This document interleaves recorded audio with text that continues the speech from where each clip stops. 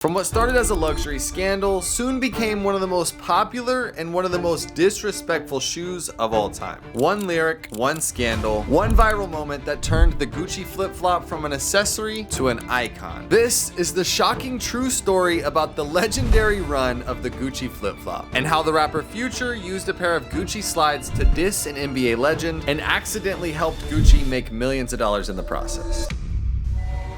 Yo, you know you're fucking Seller K.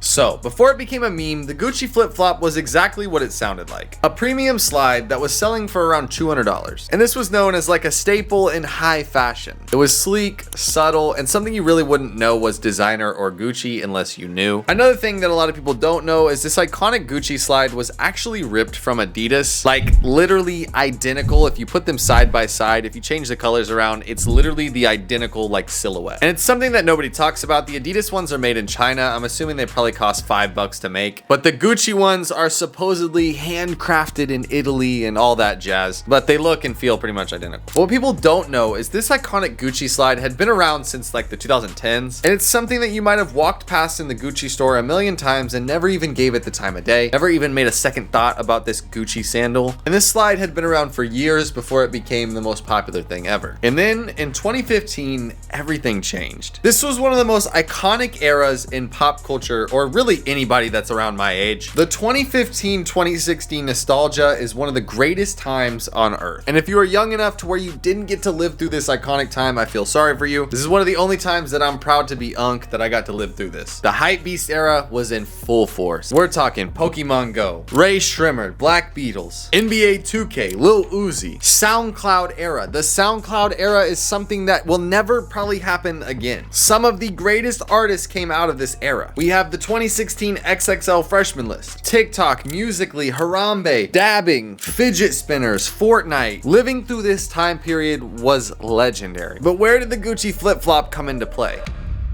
It was July 17th, 2015. And on this day, the rapper Future changed the world forever, and he dropped the song Thought It Was a Drought. This is the Future Gucci flip-flop song. In July 2015, Future released Dirty Soda 2, one of the most critically acclaimed trap albums of the decade. And this would go down as one of the coldest and most disrespectful bars in rap history. I just effed your girl in some Gucci flip-flops. But the relevance of this, besides just a rap lyric, goes even deeper than this. And some of this stuff has been confirmed, some of it hasn't, some of this is just a viral rumor. But the story goes that Future was a huge fan of the NBA star Scottie Pippen. Scottie Pippen played for the Chicago Bulls with Michael Jordan, and I feel like every kid growing up in the 90s was a fan of Michael Jordan or the Chicago Bulls or Scottie Pippen, you know, that era. So apparently, Future, being a huge fan of Scottie Pippen, went to see him play in person. And sometime either before or after the game, young Future approached Scottie Pippen and asked for an autograph. And Scottie Pippen actually denied his autograph, and this caused a decade-long hatred for Future against Scottie Pippen. I guess young Future never let this go. This was something that lived with him throughout his career. And about 20 years later, allegedly, Future was at a Chicago party with Scottie Pippen's wife. And allegedly, the night that Scottie Pippen's wife and Future met, Scottie Pippen's wife had an affair with Future, causing them to get a divorce. And the story goes that the night that Future had the affair with Scottie Pippen's wife, after he handled the business with her, he then recorded the song the same night. And when this song came out in July 2015, the internet exploded. This became one of the most viral and one of the most iconic moments in all of pop culture and rap history. Future did the unthinkable. And I'm sure this lyric hit like a missile to Scottie Pippen. And at the center of all this chaos was a $200 rubber slipper made by Gucci. This lyric became an instant classic. I mean, TikToks, memes, Instagram captions, even people that didn't even listen to rap music, people that didn't even know who Future was, were quoting this bar. The internet transformed this luxury slide into a viral weapon of disrespect. And after this song came out, you could even see the Google Trends spike for people searching about the Gucci flip-flop. And during that era of 2015 to 2016, this was all that anybody ever wanted. The Gucci flip-flop became viral. People began filming them, unboxing them. I mean, it even came to a point to where Gucci released this slide with like a boot bottom, like a Timberland kind of bottom. And people began wearing this slide with like outfits. Like, it wasn't just like a slide that you would put on and go out. Like, people were legitimately wearing like jeans Supreme clothes with like Gucci flip-flops. Like it was like a part of the outfit. And in 2016, this was considered like swag. This was like the hottest thing. I mean, between like the Yeezy Turtle Doves and the Gucci flip-flops, like they were right there with it, you know? I mean, Justin Bieber was wearing the Gucci flip-flops. People were lined up around the world to spend $200 on a pair of slides. And me, myself, even fell victim to this. During this era, I think I didn't get them until like 2018, 2019. I was a little bit late to the game. I ended up buying a used pair of Gucci flip-flops for like 150 bucks. Yes, a used pair of slides. I fully take accountability for that. I have no idea where those slides are at till this day. Gucci was cashing in big time. According to the fashion industry analysis, Gucci saw a spike in slide sales following this album release, with the rubber flip-flops reportedly bringing in over $15 million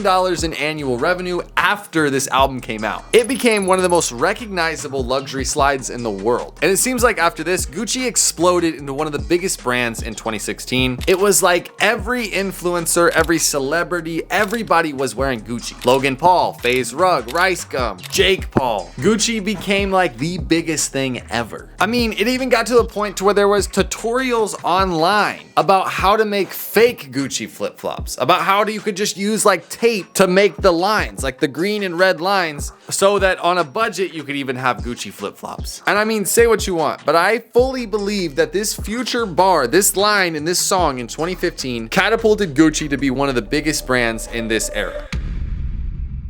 And following this, 2017, Lil Pump drops the song Gucci Gang. This music video on YouTube did 1.1 billion views. And then following this, the Bad Baby, the Catch Me Outside girl, whatever you want to call it, she drops the Gucci Flip Flop song with Lil Yachty. Match this with TikTok and this song blew up overnight. I mean, the Gucci slide turned into a cultural artifact. From Bad Baby quoting it to social media creators using it as like a diss punchline, it became more than a shoe. It was like a status symbol. Even to this day, 2025, that is 10 years later, if you mention the word Gucci flip-flop, you know exactly what pair of slides I'm talking about. It is the black or the white slide with the 3 lines across the top, the green and the red. This is the most iconic slide in all of history. And it seems like in today's world, this is kind of passed on. Not a lot of people wear these anymore. Every now and then you might see somebody wearing these out in public, but it wasn't like it used to be. And it will definitely go down in history as one of the most iconic shoes ever. And when you toss around the term generational run, I mean, you can't deny the Gucci flip-flop had a legendary, a generational run for a bare minimum of at least 5 or 6 years. But the hype behind the Gucci flip-flop was not something that was planned. This was a accidental marketing genius scheme. And it's just crazy that this whole legendary run of the Gucci flip-flop was completely by accident, and this accessory pretty much turned into a weapon. And in the world of fashion and hip-hop, disrespect sells, surprisingly. And now in 2025, like I said before, it's kind of an ancient artifact, but you have to pay your respects to the slide and also Future.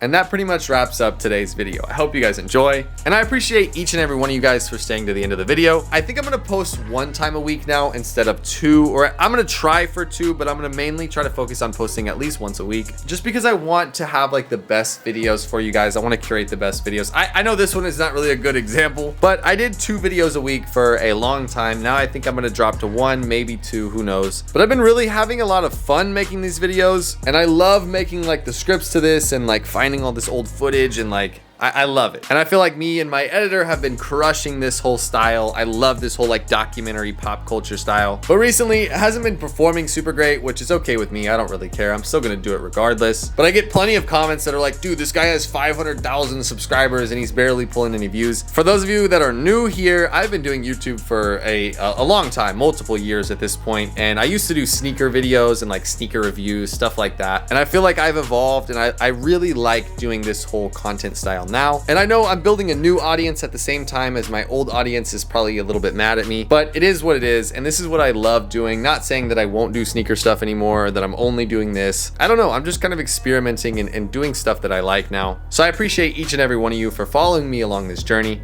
I love you guys so much. And that being said, if you guys haven't already, like, comment, subscribe, hit that notification bell so you get notified every time I post, even though I think it's gonna be every Wednesday still. And I love you guys so much, every one of you guys that sticks around. I read all the comments. I love you guys. You guys are the best. And that being said, we'll see you guys in the next video. Peace.